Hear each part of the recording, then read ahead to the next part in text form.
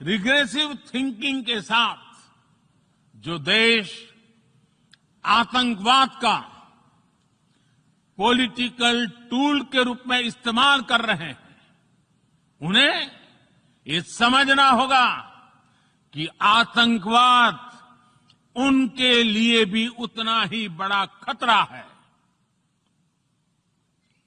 ये सुनिश्चित किया जाना बहुत जरूरी है कि अफगानिस्तान की धरती का इस्तेमाल आतंकवाद फैलाने और आतंकी हमलों के लिए न हो। हमें इस बात के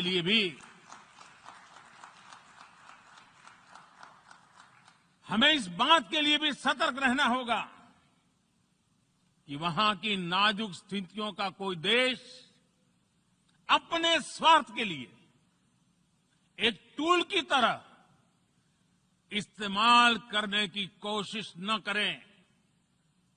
इस समय अफगानिस्तान की जनता को,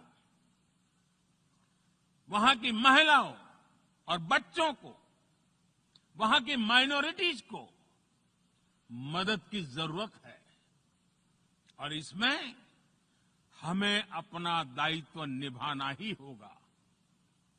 अध्यक्ष महोदय, हमारे समंदर भी हमारी साझी विरासत है, इसलिए हमें ये ध्यान रखना होगा कि ओशन रिसोर्सेज को हम यूज करें, एब्यूज नहीं।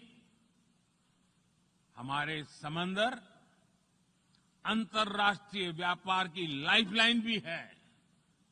इन्हें हमें एक्सपांशन और एक्सक्लूजन की दौड़ से बचाकर रखना होगा।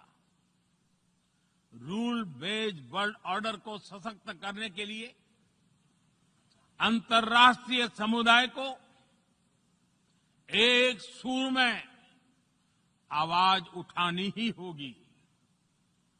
सुरक्षा परिषद में भारत की प्रेसिडेंसी के दौरान बनी विस्तृत सहमति विश्व को मैरीटाइम सिक्योरिटी के विषय में आगे बढ़ने का मार्ग दिखाती है।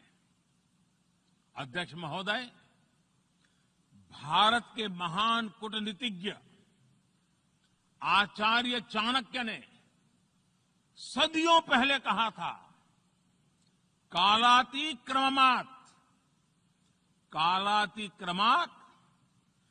काल एव फलम पिबति।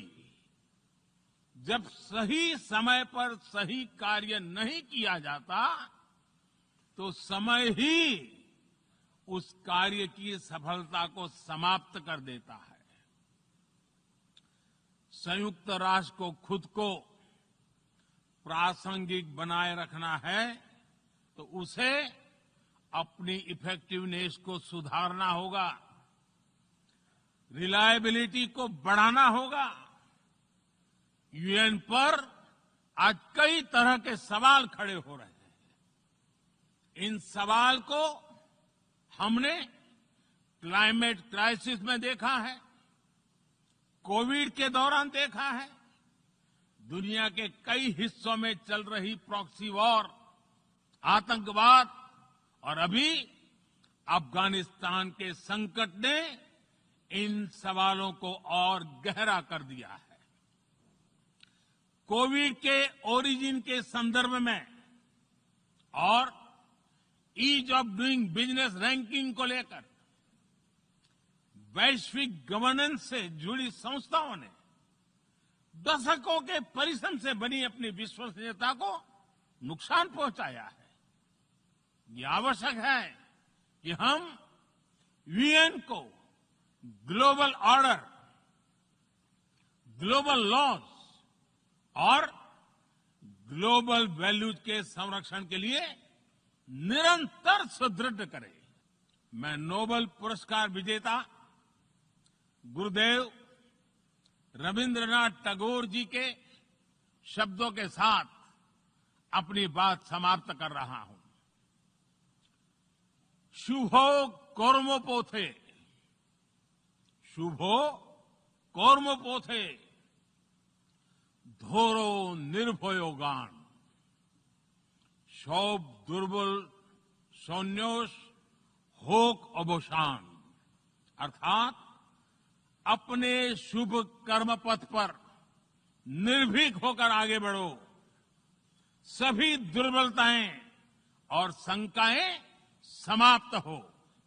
ये संदेश आज के संदर्भ में संयुक्त राष्ट्र के लिए जितना प्रासंगिक है उतना ही हर जिम्मेदार देश के लिए भी उतना ही प्रासंगिक है। मुझे विश्वास है हम सबका प्रयास विश्व में शांति और सौहार्द बढ़ाएगा, विश्व को स्वस्थ, सुरक्षित और समृद्ध बनाएगा।